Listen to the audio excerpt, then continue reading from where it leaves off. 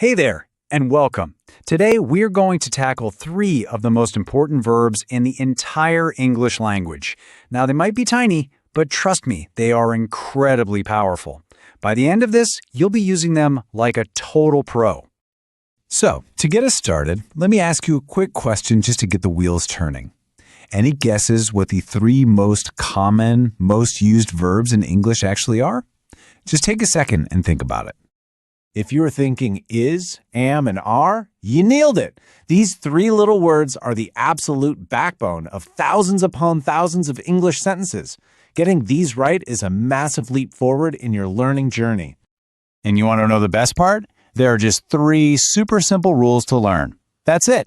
Once you've got these down, you'll know exactly when to use each one. So, let's break them down. Okay, this table right here is your golden ticket. First, notice that am is kind of special. It only ever hangs out with I. Then you've got is, which is for anything singular, he, she, it, or any single person or thing. And finally, are is for you and all the plural stuff, like we, they, or groups of things. Let's see what that looks like in action. All right, we've got the rules.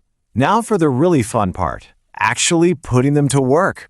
Let's start by building some simple, positive sentences to see how these verb pairings really come to life.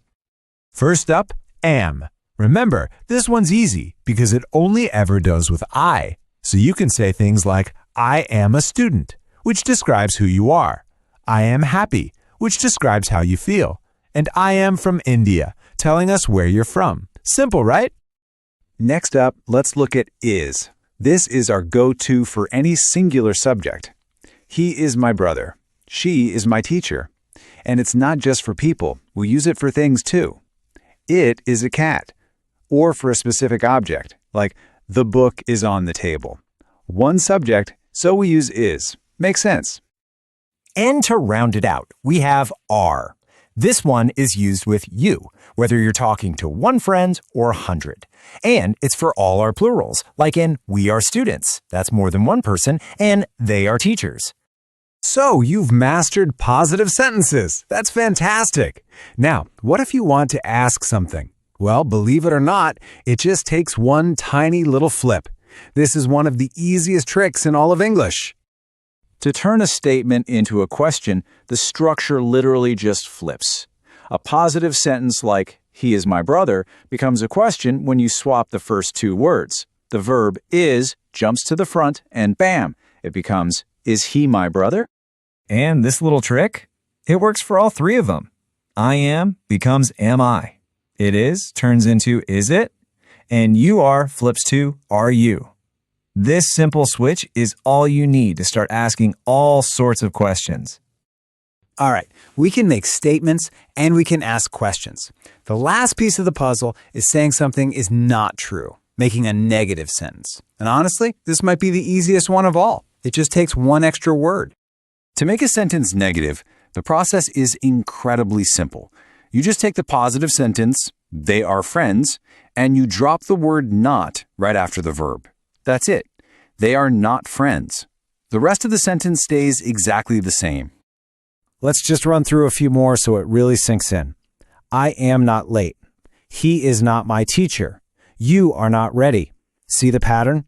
That magic word not always comes directly after am, is, or are. Every single time. Okay, so you've seen the rules, you've seen the examples, but the best way to make this stuff stick is to use it yourself. So, it is time for a quick practice challenge to lock in everything we've just covered. So here is your mission. I want you to write down, or even just say out loud, 6 sentences in total. 2 sentences using am, 2 using is, and 2 using are.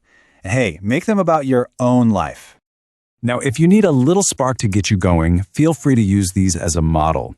The main thing is to try making your own sentences. So you could say, I am, and then your name. Or maybe she is my mother. Just give it a try. And as you're practicing, always remember this. Like any other skill, consistency is everything. A little bit of practice every single day makes a massive difference. And soon, using these verbs is going to feel totally natural. Fantastic job today. You have just laid down a critical piece of your English foundation. You now know how to describe states of being. So the only real question left is, are you ready to add some action?